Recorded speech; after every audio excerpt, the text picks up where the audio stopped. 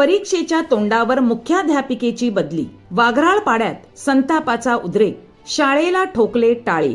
शिक्षण क्षेत्रातील नियोजन शून्य कारभाराचा फटका थेट विद्यार्थ्यांना बसत असल्याचे धक्कादायक चित्र वसई पूर्वेतील वाघराळपाडा येथे समोर आले आहे. 1ली ते 5वी पर्यंतच्या जिल्हा परिषद शाळेतील मुख्याध्यापिका जुली फर्नांडिस यांची परीक्षेच्या तोंडावर अचानक बदली केल्याने विद्यार्थी आणि पालकांमध्ये संतापाची लाट उसळली असून संतप्त पालकांनी थेट शाळेलाच टाळे ठोकत निषेध नोंदवला.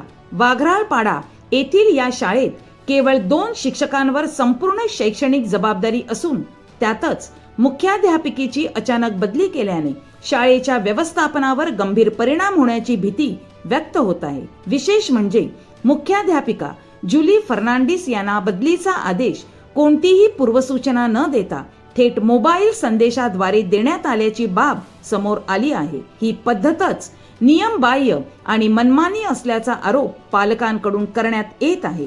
सध्या शैक्षणिक वर्षाच्या अखेरीस विद्यार्थ्यांच्या परीक्षा अगदी तोंडावर असताना हा निर्णय घेणे म्हणजे विद्यार्थ्यांच्या अभ्यासात मोठा व्यत्यय आणण्यासारखे आहे, अशी तीव्र प्रतिक्रिया पालकांनी व्यक्त केली. बदली करायचीच असेल तर ती शैक्षणिक वर्ष संपल्यानंतर करा, मात्र परीक्षेच्या काळात मुख्याध्यापिका बदलण्याचा निर्णय विद्यार्थ्यांच्या भविष्याशी खेळणारा आहे, असा संतप्त सूर यावेळी उमटला. या निर्णयाच्या निषेधार्थ पालक आणि विद्यार्थ्यांनी शाळेच्या गेटला कुलूप ठोकत प्रशासनाविरोधात रोष व्यक्त केला. आम्हाला आमच्या मुख्याध्यापिका जुली फर्नांडिस यांच्याच मार्गदर्शनाखाली परीक्षा द्यावयाच्या आहेत, अशी ठाम भूमिका विद्यार्थ्यांनी घेतली. अचानक घेतलेल्या निर्णयामुळे विद्यार्थ्यांवर मानसिक ताण वाढेल आणि त्यांच्या अभ्यासाचे नियोजन कोलमडेल, अशी भीतीही पालकांनी व्यक्त केली.